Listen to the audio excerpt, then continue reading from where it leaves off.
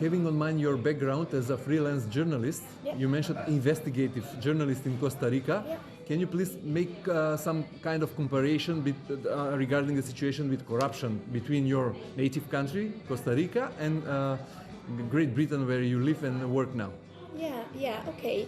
So I think corruption is very difficult to measure. So judging for what the CPI, the Corruption Perception Index, tells us, Costa Rica is way down on the list, in the rank, and the UK would be a little bit up in the ranking. That's the first comparison point. But I think the differences between Latin America and Europe in general, and in the UK in specific, are many. So it is very difficult to compare countries that have so different backgrounds and so different political systems. And what they measure, what they try to do with the CPI, is to standardize a measurement.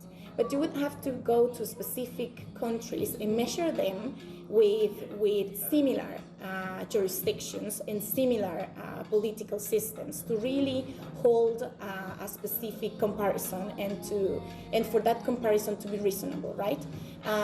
So it is very difficult to compare. You would say, for example, in Costa Rica you would find some petty corruption, the type of corruption that you would need for a permit to be approved, or for a or if you speed up in a highway. For bribes and ordinary people perception of corruption, yes. The day-to-day, the ordinary type of corruption that you would feel like you're being bribed in the public sector, or that you've been asked for a bribe.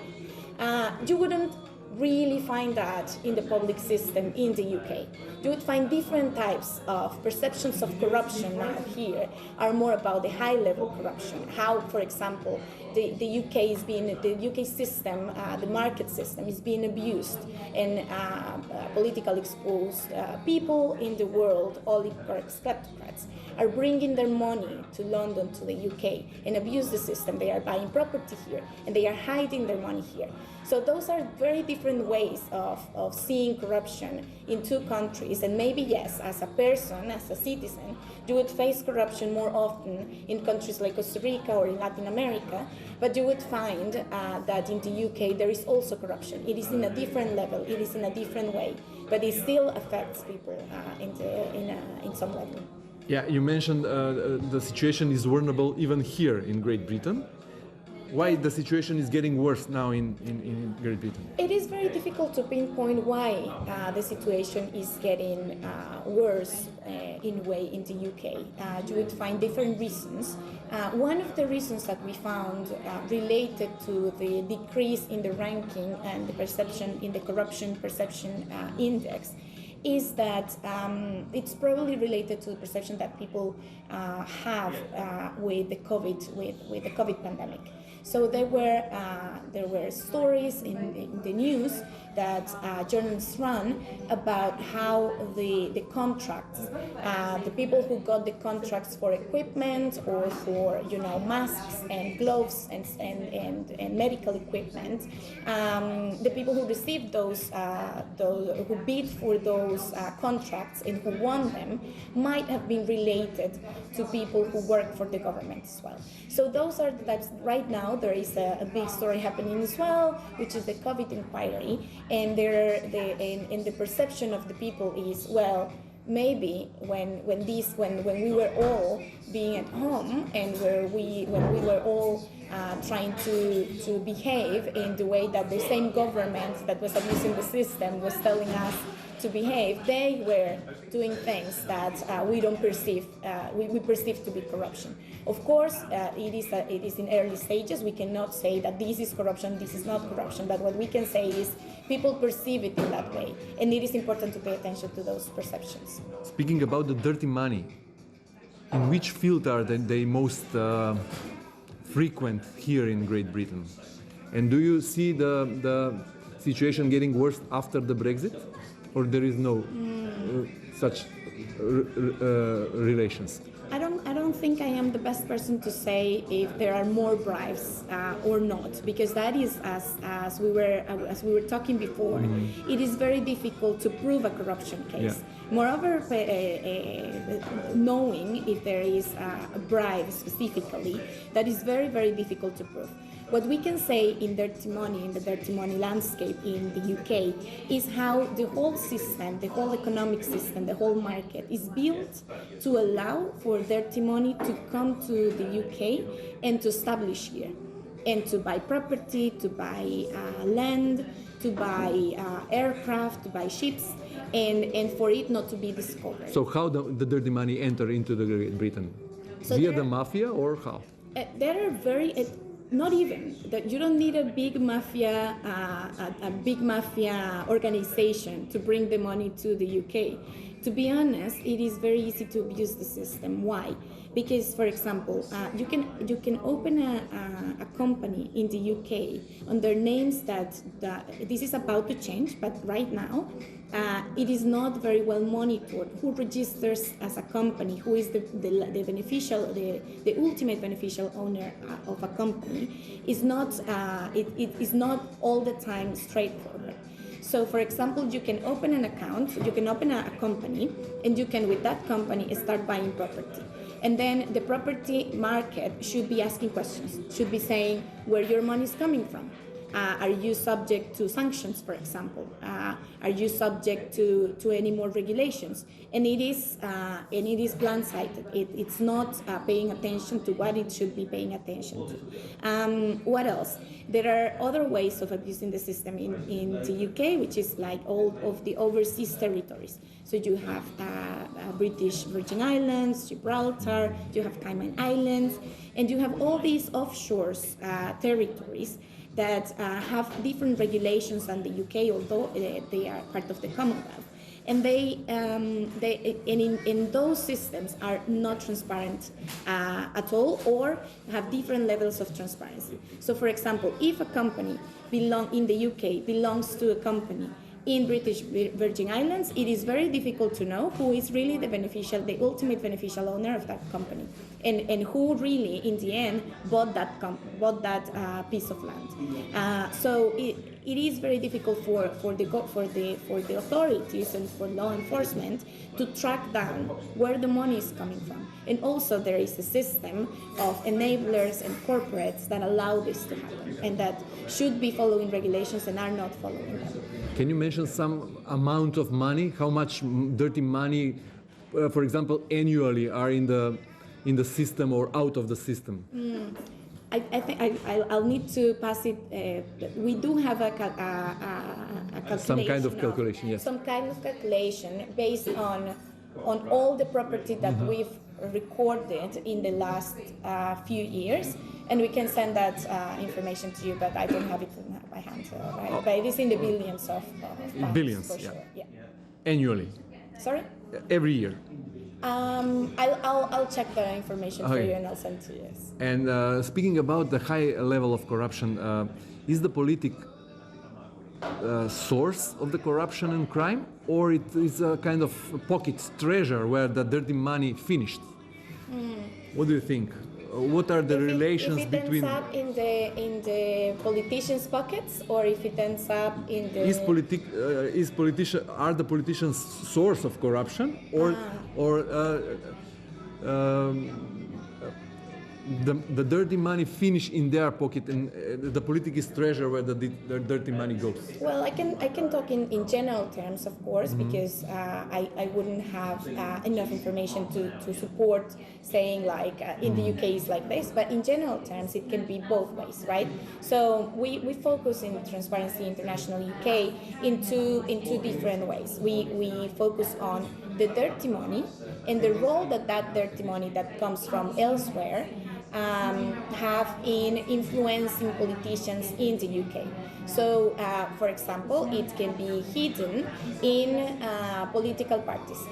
The way that political parties receive money, so donations, for example, they should not be coming from other places in the world, but they sometimes they hide behind companies, and they influence politicians through the political donations. So in that way, you can see that it is it comes and goes. It can be the politicians asking for bribes, or it can be the dirty money from elsewhere trying to influence politicians as well. But I think we have more evidence. To be honest, we have way more evidence of the different ways that dirty money. With this, I can say it can be everything, right? It can be organized crime, and it can be corruption in different countries that are looking for different ways to influence politicians and to influence them in different ways. And we have different examples during the and when such a country as Great Britain, strong and big, has this kind of problems, what can we say, and what are the hopes for smaller and younger democracies like your country, Costa Rica, for example, or my country, Macedonia? What is the message to the population who are every day facing with big or smaller examples of bribes and corruption? We insist very much that the UK needs to be an example of how you can combat corruption within the government and outside the government, in the dirty money industry or outside of it. You have to be when you have me as a Costa Rican, I can say this as a person, right, as a citizen. My opinion is that when you have a country as big and as powerful as the UK, it should set the example to other countries of how you can do it. And to be honest, there are several ways in which the UK is already doing so. For example, in transparency, there are very few examples out there that you can see and in other countries of so much transparency in the company register, for example. So that is one example of how the UK has excelled in what is asked from it. But there are some other ways that we keep advocating for change and that need to be enforced. The law needs to be enforced, because another thing that we usually say is that there is the law. We have the legal system is strong enough. Now we need to enforce the laws. We need to enforce that legal system that has been put in place to prevent corruption from pervading the UK. Maria Fernandez, thank you very much for this interview. Thank you very much to you. So, Mr. Richards, having in mind your previous media experience, probably you're familiar with the situation in Macedonia also. Mm-hmm. What can you say about the situation in Macedonia and the biggest challenges that our country is faced with?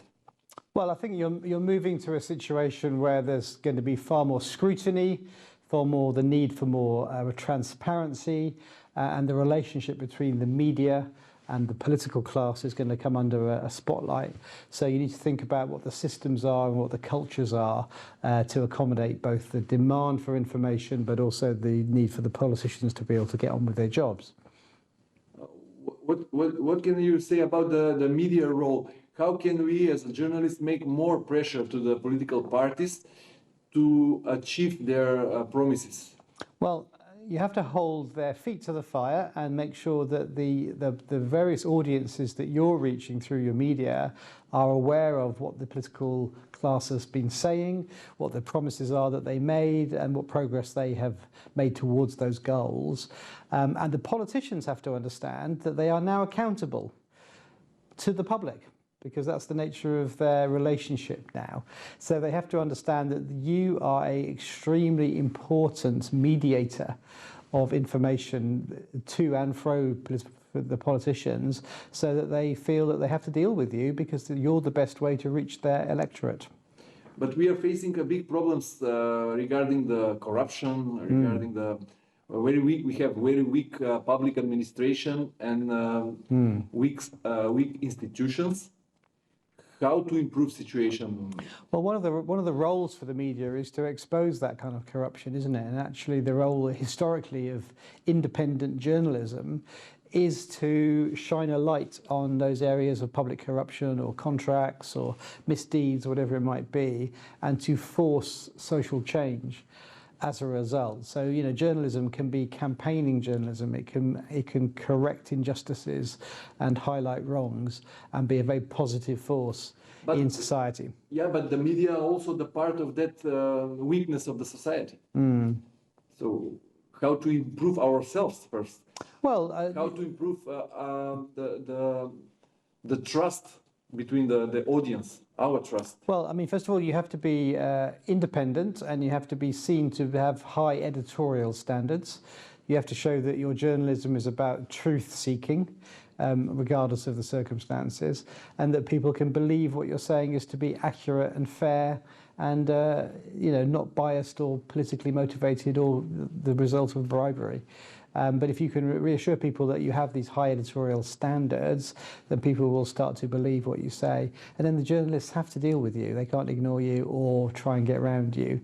I mean, the role of social media is interesting because, of course, social media can create a space for fake news and deep fake videos and so forth. So it's becoming more and more difficult, but there's always going to be a role for a free, independent press and broadcast sector, which is holding politicians to account. Speaking honestly, can you say that the professional of the media and the freedom of the media in Britain is perfect? No, I mean, nothing is perfect. I think we have some strengths and I think we have some weaknesses. I think the BBC is a strength. I think it is the broadcaster that is trusted, and it's not the state broadcaster, but it is the national broadcaster. I think our weaknesses is our tabloid newspapers, which are often straying over the line of what is news into comment and into editorial, and sometimes highlighting very unpleasant stories and intruding in people's lives and ruining lives sometimes. So the tabloid newspapers are the worst examples, I suppose, The Sun and so on. But we have got a good tradition in this country of independent journalism and campaigning journalism, and I think that is something we should cling to. I mean, I am concerned of the role of social media because people are now believing things they see on TikTok or on Facebook, and it is creating an alternative reality to what the reality is. And we saw this week in the UK reports of Chinese state actors trying to interfere with our elections via social media, rumours and myths put around in a very deliberate way to destabilise our democracy. So that's, you know, a worrying development. And apart the tabloids, is there any field in BBC and other traditional media that can be improved? What is the biggest challenges for BBC, for example? Well, the BBC's had big cuts to its budget over the last few years. So it's had about a third of its budget cut. And that's meant that a lot of the local radio stations have had to be reduced. And I think that's a shame because I think very good local reporting through the local BBC radio stations is an important way to keep citizens engaged and to inform and to make sure local politicians are kept to account as well. I think the BBC's political coverage is extremely good. Very high level. Programmes like Newsnight remain very important. But I was reading that they were threatening to close Newsnight down or change it dramatically, and I think that would be a shame. So we have one thing I will say is a good facet of our system is that we have very strict broadcasting rules once the election kicks in, where all the broadcasters have to report fairly between all the different political parties as they're competing for office for the period of like the 6 weeks of the election. So there's very strict rules on impartiality and fairness to give everyone the same chance. And I think that's a good idea. So when the voters come to vote, they will hopefully have seen all the different political parties and they can make their minds up fairly.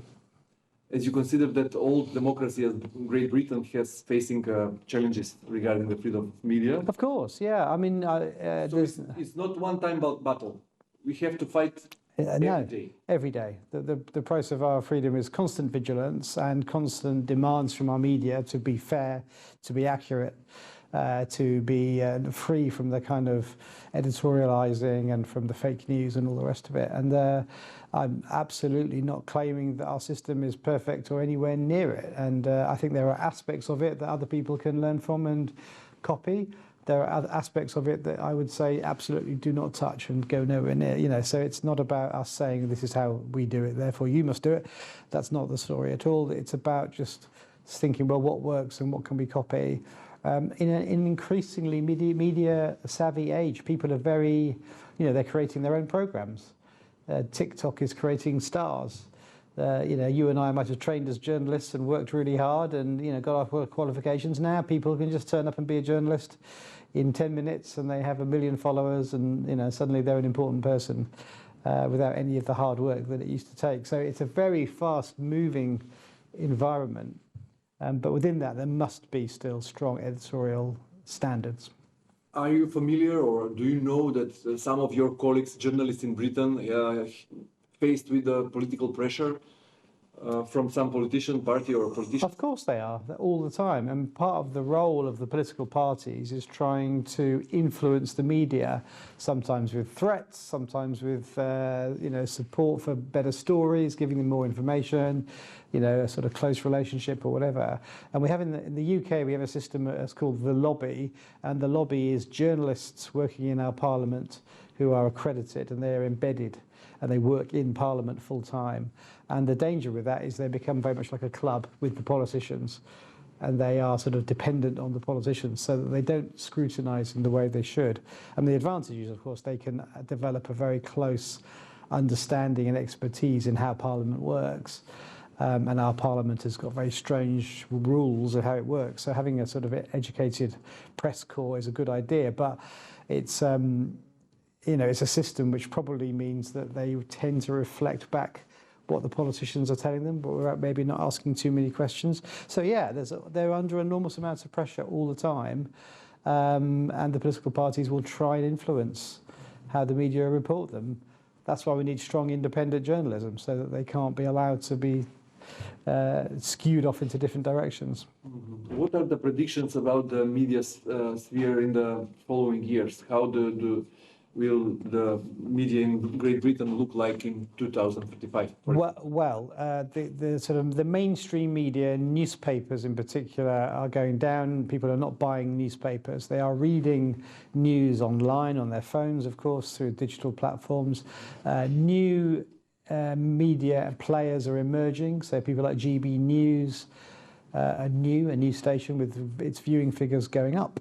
I think the BBC will become under greater pressure from commercial rivals, and it might be that we have a license fee which you have to pay in the UK to pay for the BBC.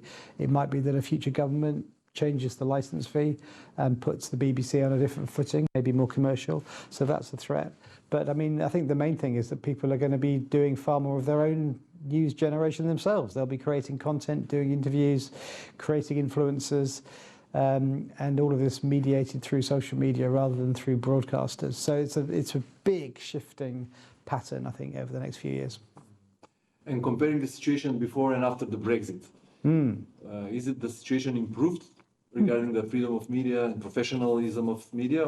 I don't think Brexit has altered anything to do with the media. I mean, it's damaged our economy enormously, and it's to the detriment of most ordinary people's lives. It was a huge mistake, and it was possibly skewed towards the vote by sections of the media, the tabloid newspapers I was talking about. So yeah, it's a good example of how not to conduct your public debate, I would say, because people believed myths that they had read about in the tabloid newspapers and online as well, and that made them vote for Brexit in a way which is actually an act of self-harm. Do you consider that the majority of the British people realized that the Brexit was a mistake now? I think the polling shows a certain amount of remorse, and of course the demographic that mostly voted for Brexit was the older demographic. So many of those people are no longer with us now, so many years later. So it has tilted. I mean, the issue for us as a nation is, do we want to then reopen that conversation and try and negotiate another referendum, and I just think there's no appetite at all on left or right, even with pro-Brexit, anti-Brexit.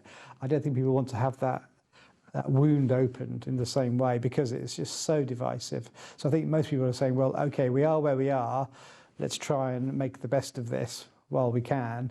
Are there ways where we can get closer to Europe on some of the things that we support, like defence, for example? But I can't see a situation where Britain rejoins the EU anytime soon. Even though other countries are going in the other direction, of course, and applying for membership, I think we're still going to be on the sidelines, which is a matter of great regret because I think we're less strong, less united as a result of Brexit. And having all this on mind, what can you say about the future of the Western Balkan countries and Macedonia?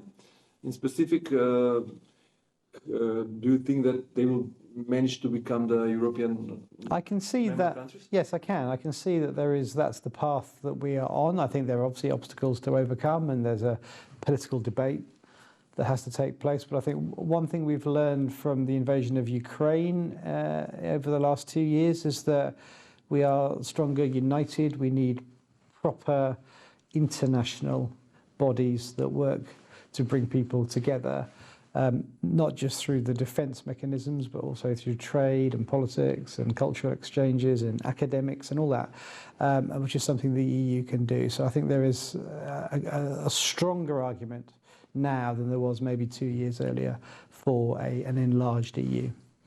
Thank you very much, Mr. Richard. You're very welcome.